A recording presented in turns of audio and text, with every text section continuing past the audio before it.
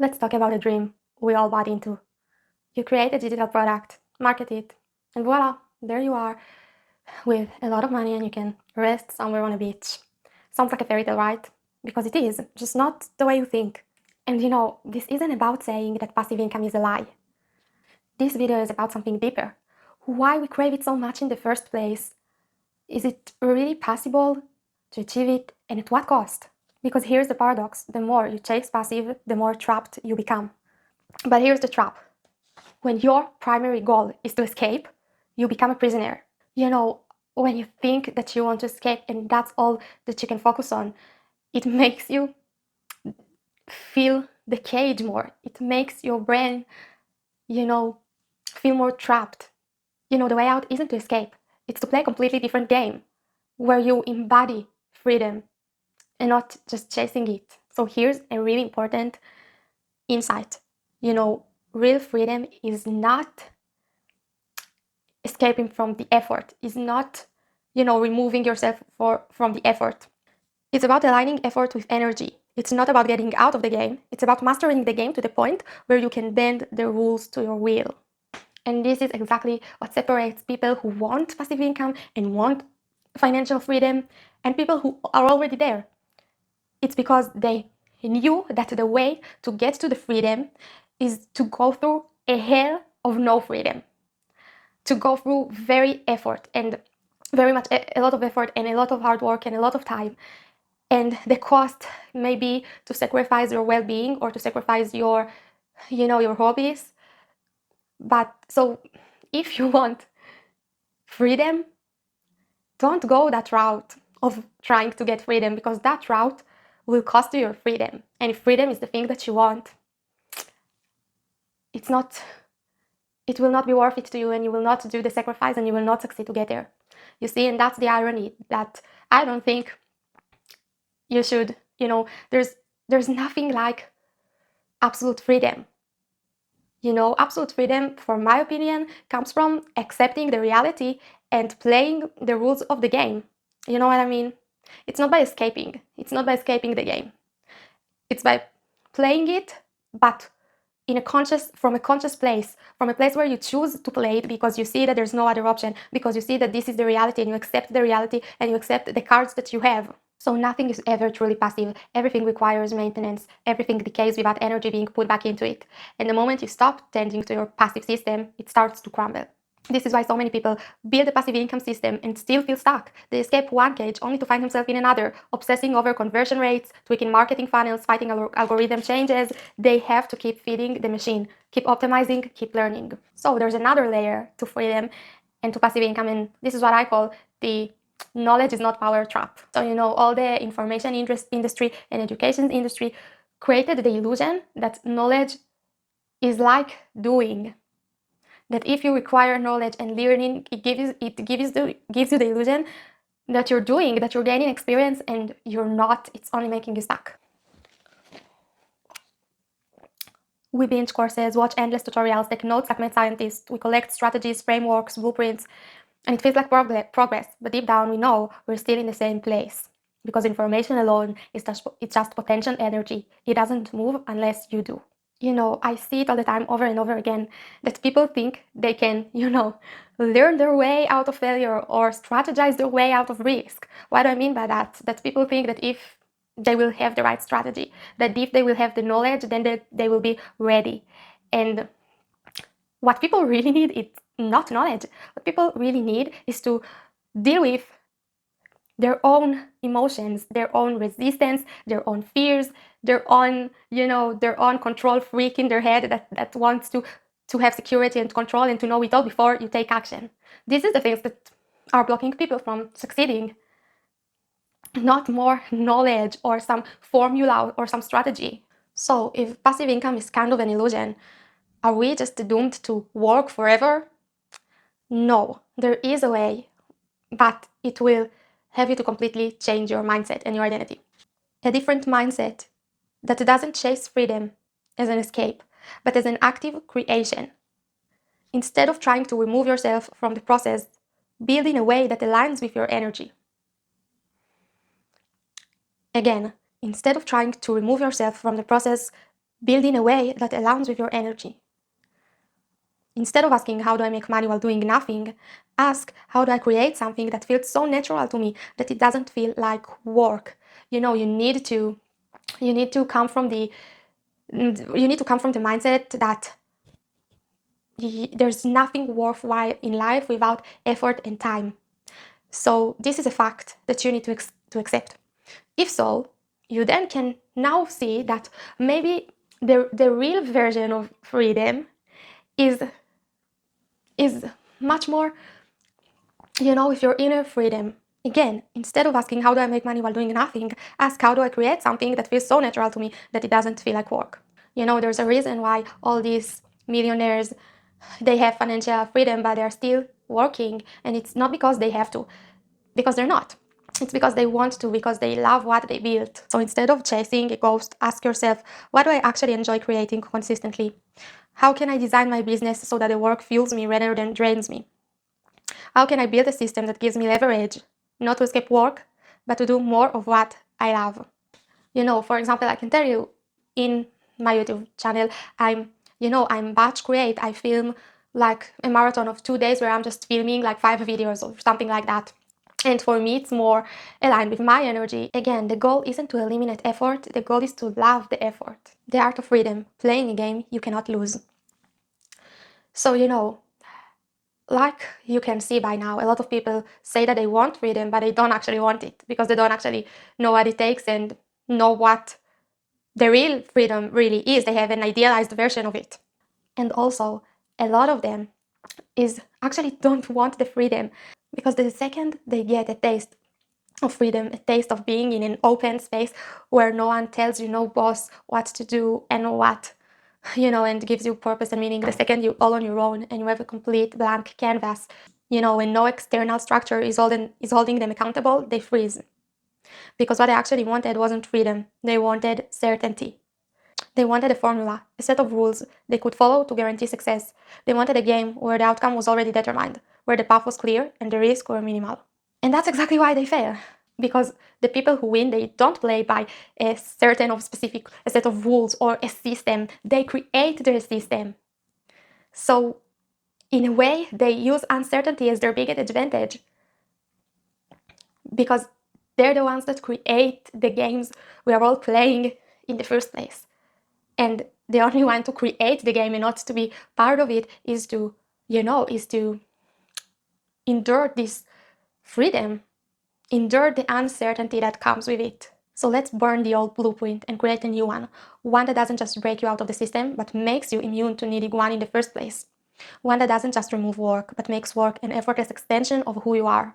Let's redefine freedom, not as an escape, but as a game you cannot lose. Step 1, shift from escape to expansion. So, the first mistake people do, and we talked about it, is they think that freedom means less time, less work, less responsibility.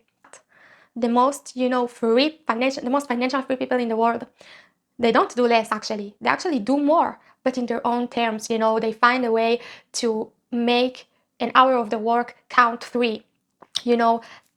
How do I say it? They know how to leverage their time, and their effort. But it's not that they're doing nothing. You can think about it like in the stock market where you put your money on, let's say, S&P 500, and then your money grows over time.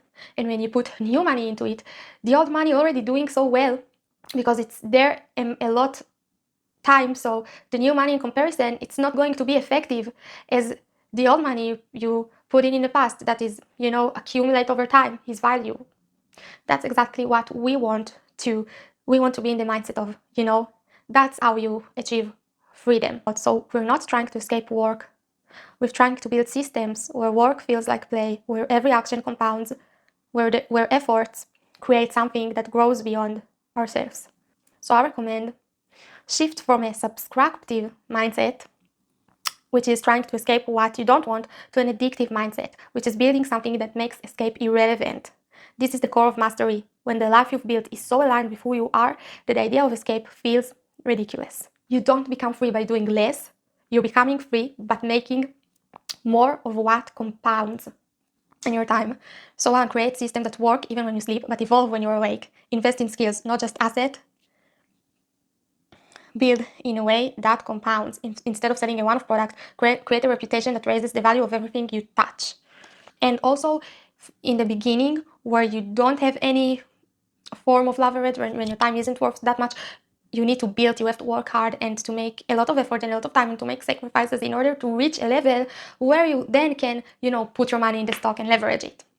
But before you have money to put in there, you need to make the money, and to make the money takes a lot of work in the beginning. After you make it, then you can leverage it and make it grow.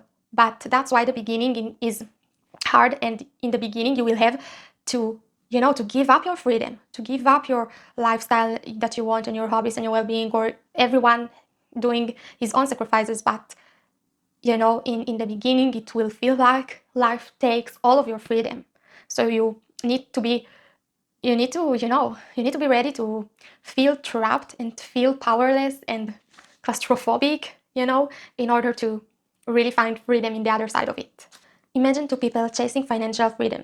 The first builds a passive income system, funnels, digital products, investments, but over time the system starts demanding more attention. Algorithm shifts, market change, competition rises. What was once set and forget now needs constant tweaking. They thought they were building freedom, but really they built another cage, one made of automation instead of obligation. The second person builds a self-reinforcing system. Instead of removing themselves completely, they integrate their work into their identity. They create in a way that fuels them, making their effort feel effortless. The more they work, the more energized they become. The more they give, the more momentum they generate. Their work doesn't drain them, it multiplies them. The first person optimizes for escape. The second optimizes for expansion. The difference, one sees work as a burden, while the other sees it as a force multiplier. That's the identity shift I was talking about, and that's the identity shift that you need to do. And that leads us to the next step, which is create an infinite game. Most people are actually designing their life like a dead video game with meaningless rewards. The mechanics are suck, and the grind is just meaningless. They chase freedom by following another one blueprint, and then they wonder why they don't feel free.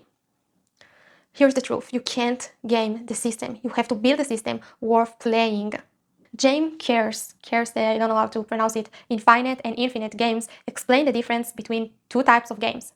Finite games, play to win, clear rules, clear end, think careers, promotion, competition-based businesses, the goal is to beat others.